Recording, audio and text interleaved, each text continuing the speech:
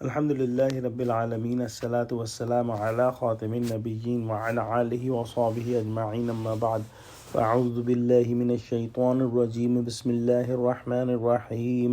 قال اللہ تعالی فی سورۃ الاعراف: قال قد وقع علیکم من ربکم رجس وغضب أتجادلونني في أسماء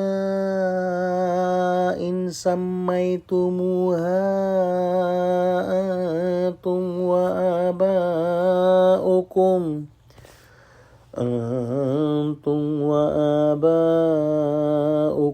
ما نزل الله بها من سلطان فانتظروا انی معکم من المنتظرین۔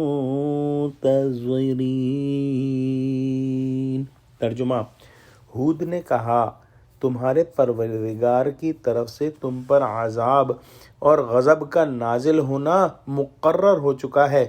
کیا تم مجھ سے ایسے ناموں کے بارے میں جھگڑتے ہو جو تم نے اور تمہارے باپ دادا نے اپنی طرف سے رکھ لیے ہیں، جن کی خدا نے کوئی سند نازل نہیں کی؟ تو تم بھی انتظار کرو، میں بھی تمہارے ساتھ انتظار کرتا ہوں۔ پچھلی آیت میں ہم نے پڑھا کہ جو عاد کے سردار تھے کہنے لگے کہ تم ہمارے پاس اس لیے آئے ہو کہ ہم اکیلے خدا ہی کی عبادت کریں، اور جن کو ہمارے باپ دادا پوجتے چلے آتے تھے ان کو چھوڑ دیں۔ تو اگر سچے ہو تو جس عذاب سے ہمیں ڈراتے ہو اسے لے آؤ۔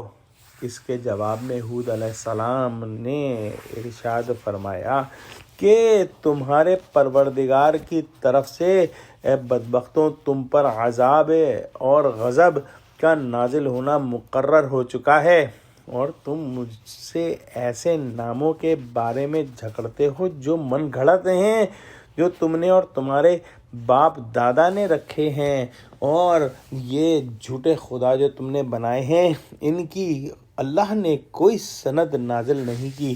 تو تم بھی انتظار کرو اور میں بھی انتظار کرتا ہوں، یعنی جب تمہاری سرکشی اور گستاخانہ بے حیائی اس حد تک پہنچ چکی تو سمجھ لو کہ خدا کا عذاب اور غضب تم پر نازل ہی ہو چکا، اس کے آنے میں اب کچھ دیر نہیں۔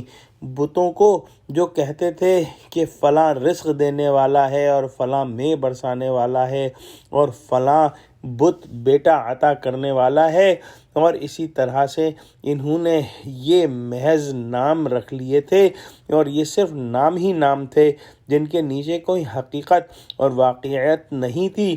خدائی صفات پتھروں میں کہاں سے آ سکتی تھیں؟